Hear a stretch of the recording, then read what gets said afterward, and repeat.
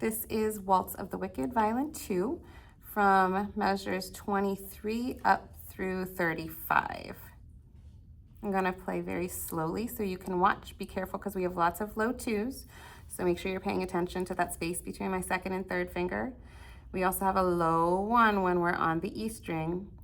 And then in this section, especially 25, 26, 27, those measures, this is where I'll have my third finger or fourth finger moving. So low 4 to 3, 3 to 4, or a high 3.